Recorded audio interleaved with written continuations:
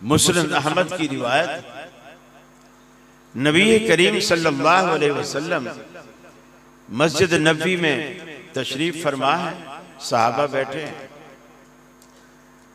एक नौजवान मस्जिद नबी में खड़ा होता है, मस्जिद में खड़ा होता है, सहाबा के मजमे में खड़ा होता है, रसूलुल्लाह के सामने खड़ा होता है और अजीब व गरीब सवाल करता है।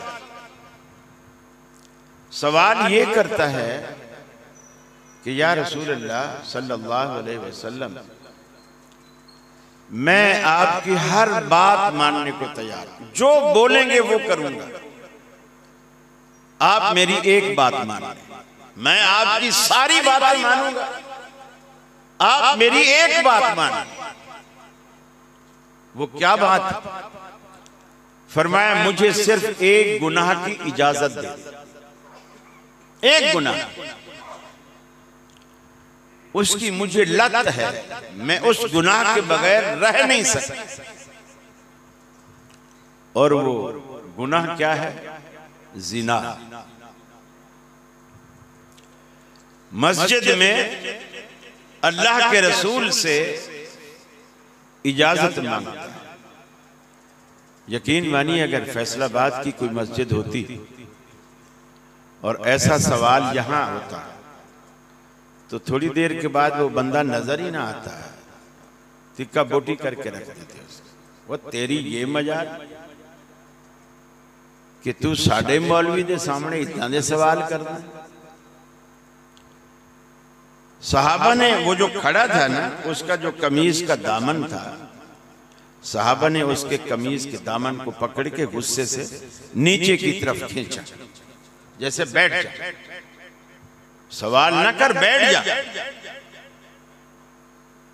वो नहीं बैठा। नबी करीम सल्लल्लाहु अलैहि वसल्लम ने भी उसे देखा तो आपने सहाबा को कहा कि इसे मेरे पास आने दो। बाज़ दफा किसी डॉक्टर के क्लिनिक पर ऐसा पेशेंट आता है, अगरचे लोग नंबर से बैठे होते हैं, टोकन लेके बैठे होते हैं, अपनी अपनी बारी का इंतजार कर रहे होते हैं। बाज ऐसे सीरियस मरीज आ जाते हैं कि डॉक्टर खुद अपनी सीट से खड़ा हो जाता है, कहता लाओ लो जल्दी लाओ जल्दी लाओ। और नंबर वाले भी कुछ नहीं कहते, ठीक है यार ये बहुत ज्यादा सीरियस है।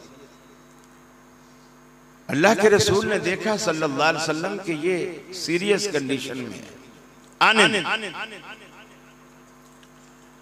आपने उसके कंधे पे हाथ रखा और जैसे उसने सवाल किया था आपने भी सवाल किया।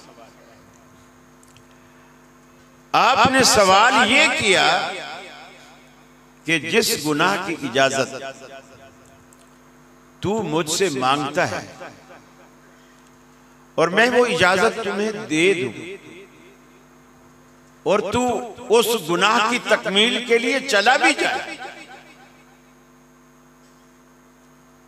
तो आखिर किसी खातून के पास ही जाएगा।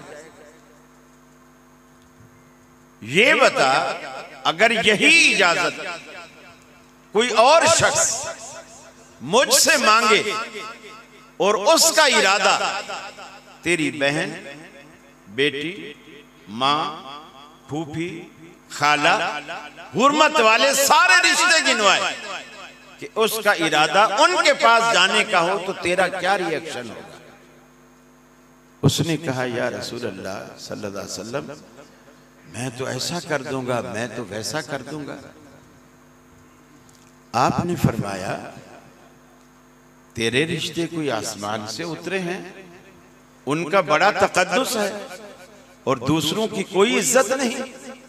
तू जहां जाएगा वो भी तो किसी की बेटी, किसी की बहन, किसी की मां, किसी की फूफी, किसी की खाला होगी।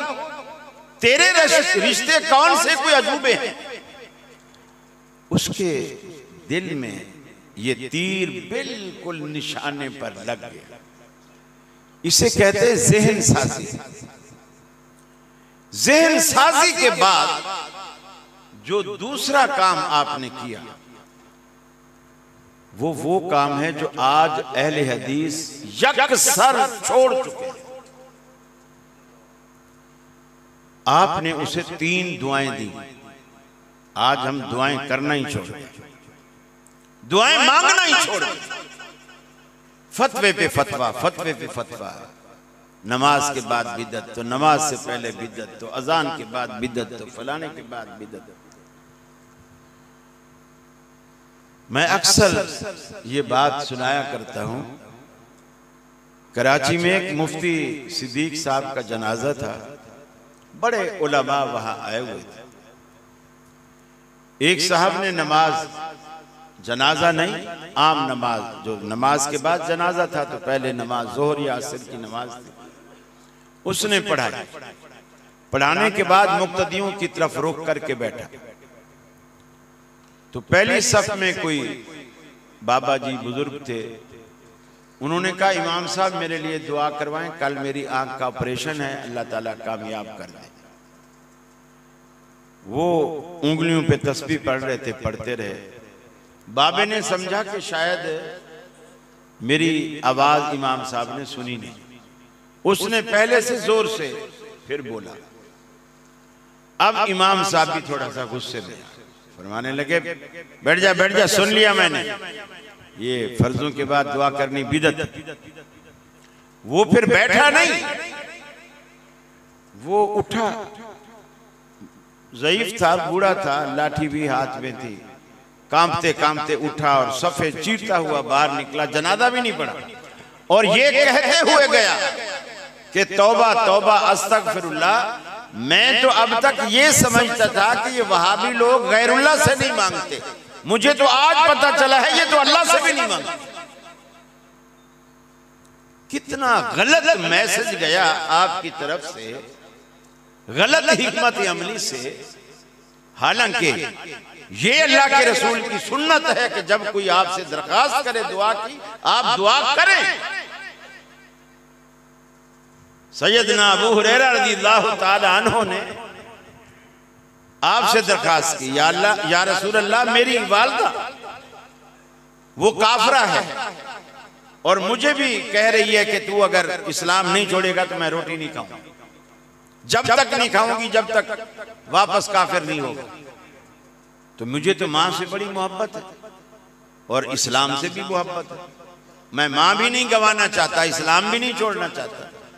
तो ये तो हो सकता है अल्लाह के रसूल आप मेरी अम्मा के लिए दुआ करें कि वो भी मुसलमान हो जाए। आपने उसी वक्त हाथ उठा लिए, ये भी नहीं कहा जुम्मे वाले दिन करेंगे, उसी वक्त हाथ उठा।